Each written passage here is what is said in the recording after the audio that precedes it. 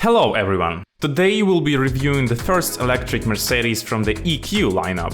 Fans of the brand will immediately recognize that I'm going to tell you all about the EQC model.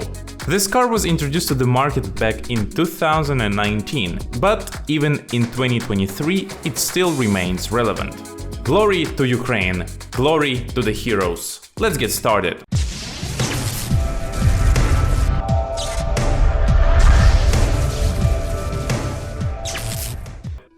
We first saw this model at Geneva Motor Show in 2018. Back then it was the first and only electric car among all the models bearing the three-pointed star on the hood. In September of the same year, Daimler unveiled the final version of the electric crossover.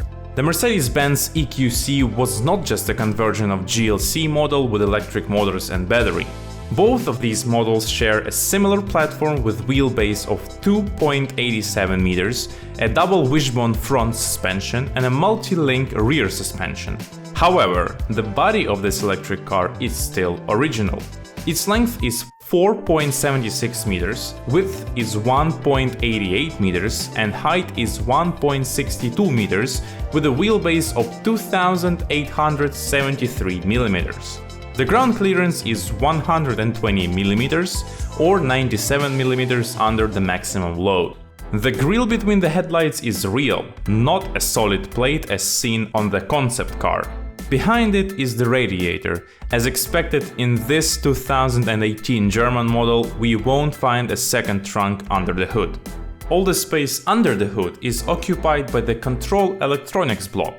It is mounted on a separate tubular frame which also covers the void in the transmission tunnel. This is another sign of the platform similarity between the EQC model and the gasoline-powered GLC. The front electric motor is located next to the control block. Right from the start of the sales, this car was offered in a single EQC 400 configuration. It has two asynchronous electric motors, one on each axle, with a total power output of 300 kilowatts or 408 horsepower. The maximum speed of the crossover is limited to 180 km per hour due to electronic restrictions. The Mercedes EQC 400 with a carb weight of 2,425 kilograms can accelerate from 0 to 100 km per hour in 5.1 seconds. And there is information that the car can tow a trailer weighing up to 1,800 kilograms. So the 80 kWh battery for the European market is supplied by the German company Accumulative, which is the part of the Daimler Group. The range on a single charge is 450 kilometers according to NEDC cycle. The 7.4 kilowatt charging device has liquid cooling. You can charge the battery up to 80% in 40 minutes at stations with DC charging power of up to 110 kilowatts. There are several driving modes: Comfort, Eco and Sport, and in this model they have added Max Range mode. In this mode, the electronics minimize energy consumption to maximize the range. You can also select one of 5 levels of regenerative braking. 2 years after its market launch, the Mercedes EQC 350 variant appeared, initially presented in China.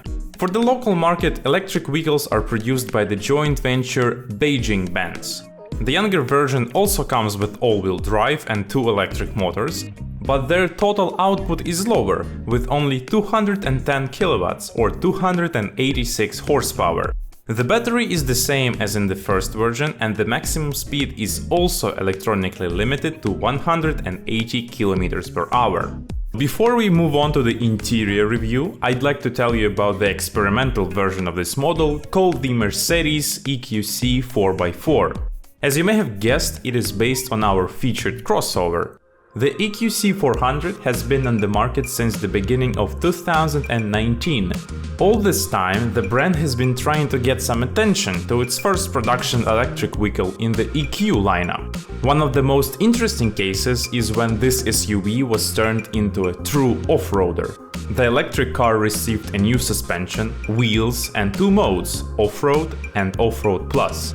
These adapt the traction control and the accelerator settings for off-road use.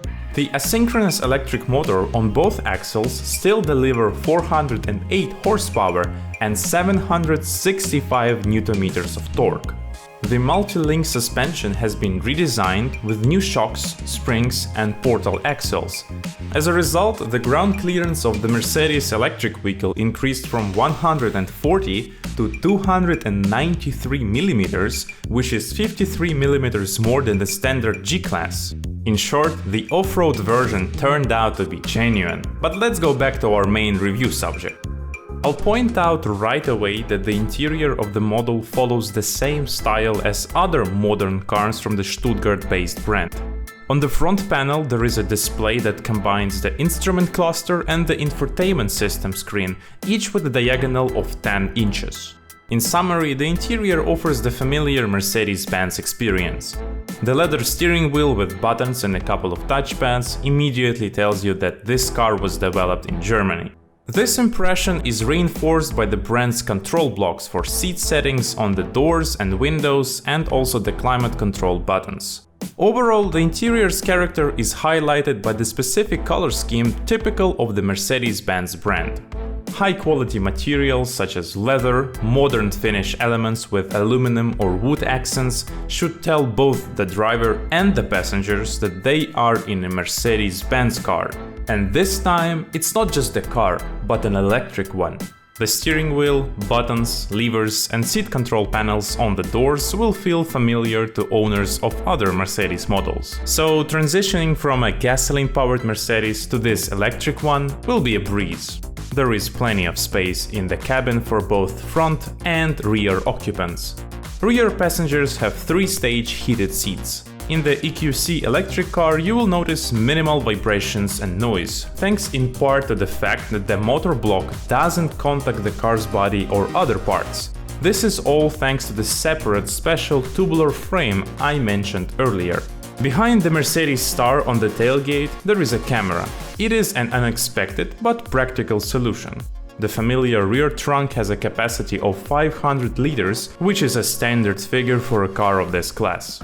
Since the electric car is from China, it comes with charging ports of the local type. The slow AC charging port of GBT/AC standard, which is for alternating current, is unexpectedly located in the right corner of the rear bumper.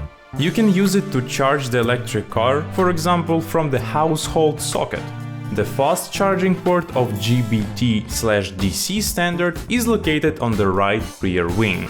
With it, you can replenish the battery charge at stations with a direct current. As for how to charge a Chinese electric car in Ukraine, we've detailed that in our special report. So, what do you think of the first electric Mercedes from the EQ lineup? It's definitely worth your attention. And we'll see you in the next episode of our big collection of electric cars from China series on our channel.